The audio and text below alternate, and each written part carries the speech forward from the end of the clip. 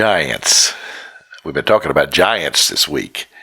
Of course, our text has been from Manasseh, concerning the tribe of Manasseh in Joshua chapter 17, when they wouldn't go possess their mountain because there were giants on the mountain. And Joshua told them, he said, I understand you need to expand your territory. The hill that you're living on is not big enough for your tribe. But he said, you need to go take that mountain. And he said, the mountain is yours.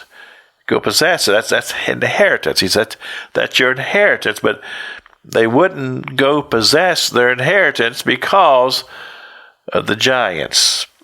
And I tell you what, a lot of metaphors comes out of that. We talk about giants in our life and how that we are often defeated before we even get started. We don't even try, because we just take one look at the situation and said, that's beyond us. We be like the children of Israel. They said, the giants in the land, we can't go possess the land. We're like grasshoppers in their sight. No possibility.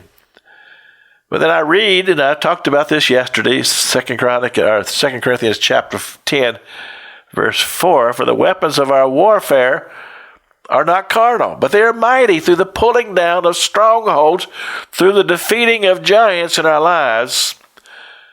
The first thing we have to do, we have to identify our own fears. What is it that we're afraid of? What have we framed in our mind that makes it seem impossible for us to have any type of victory, because the opposition is so far superior in their ability to hold their ground than we are, who are spiritual people, who understand that we are spiritual, we live in a spiritual world, we serve a spiritual God.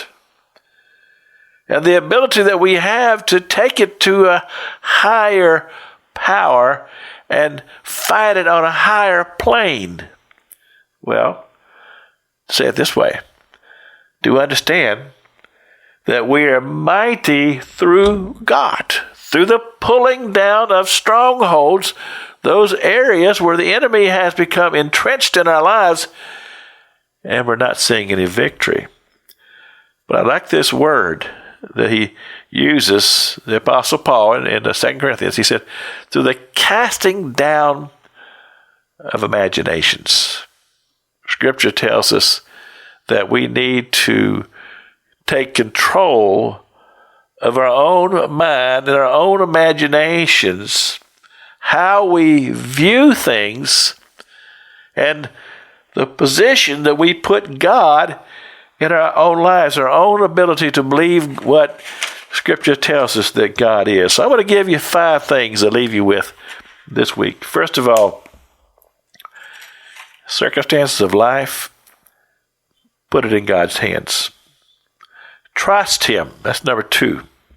Number 3 is enlarge your vision. Enlarge your vision of who God is and what God is able to do and what He will do in your life. And then, don't waver. Don't waver. Don't waver. Scripture says that a double-minded man, he's unstable. That's what James says. He's unstable in all of his ways. Don't waver in your conviction of who God is and just how big God is in your own life. And don't allow yourself to become prey to your own fears concerning the giants. This is Pastor Jack King with the gospel on the radio broadcast.